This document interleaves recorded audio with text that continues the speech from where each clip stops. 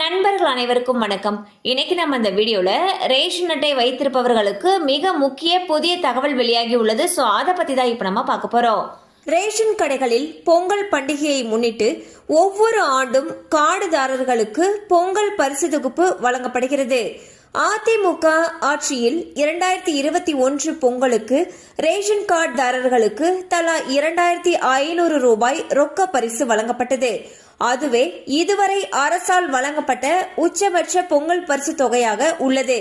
பின் திமுக ஆட்சியில் 1000 ரூபாய் ரொக்கம் வழங்கப்பட்ட நிலையில் 2025 ஆண்டு பொங்கலுக்கு பணம் இல்லாமல் பச்சரிசி, சர்க்கரை, கரும்பு மட்டுமே வழங்கப்பட்டது.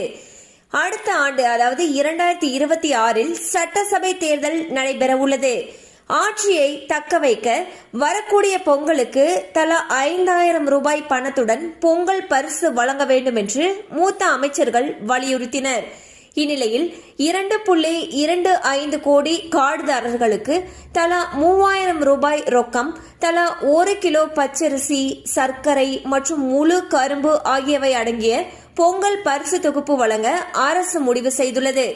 பரிசு தொகுப்பை வாங்க ஜனவரி மாதம் முழுவதும் அவகாசம் அளிக்கப்படும் என்றும் அதிகாரிகள் கூறியுள்ளனர். எனினும் இது குறித்த அதிகாரப்பூர்வ அறிவிப்பு விரைவில் வெளியாகும் என்று எதிர்பார்க்கப்படுகிறது.